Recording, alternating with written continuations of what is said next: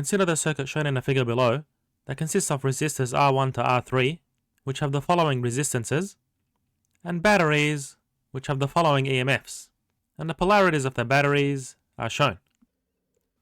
And we can neglect the internal resistance of the batteries, calculate the power output or gain by each battery. So for discharging batteries, we enter a positive power, and where the batteries are charging, we enter a negative power. Or in other words, we indicate the power that the battery is putting into the circuit, which is positive for a discharging battery, or where the battery is taking power out of the circuit, the power is negative for a charging battery. So as usual, we draw in our currents. So we'll start off by drawing the current in the direction of increasing potential relative to the battery. So that's our initial guess. So we have I1 and I2 going into the junction. And by Kirchhoff's junction rule, we have I1 plus I2 being the current going into the junction is equal to I3 being the current flowing out of the junction. And applying Kirchhoff's loop rule to the left loop, and we'll go clockwise. So going across the battery, we're going in the direction of increasing potential. So we have plus 2 volts, and we have a potential drop across the resistor, which using Ohm's law is I1 by R1, and a potential increase across the second resistor because we're going in the direction against the current.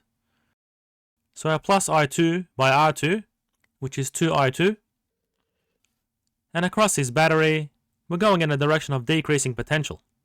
So we have minus 4 is equal to 0. And applying Kirchhoff's loop rule to the right loop, going across the battery, we're going in the direction of increasing potential. So we have 4 volts. And across this battery, we're also going in the direction of increasing potential. So that's plus another 4 volts.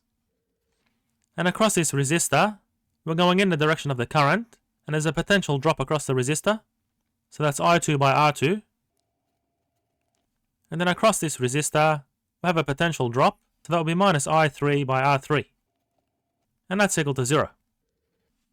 So simplifying these equations, and taking the currents to one side, from the first equation, we have I1 minus 2I2, which we'll take to the other side, and that's equal to minus 2.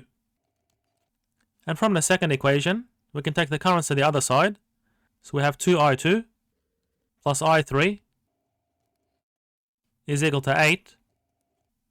And now we can write I1 in terms of I2 and I3 in terms of I2 and substitute them into this equation.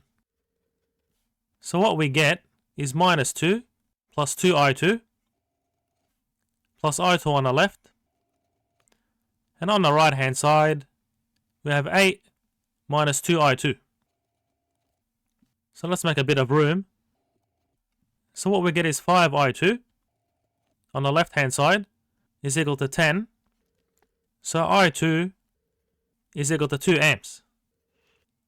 And substituting I2 in this equation, we get I1 being equal to minus 2 plus 4, or 2 amps.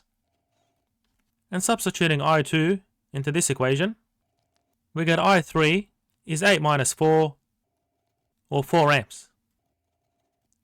So because we got positive currents, our initial guess for the direction of the currents is correct.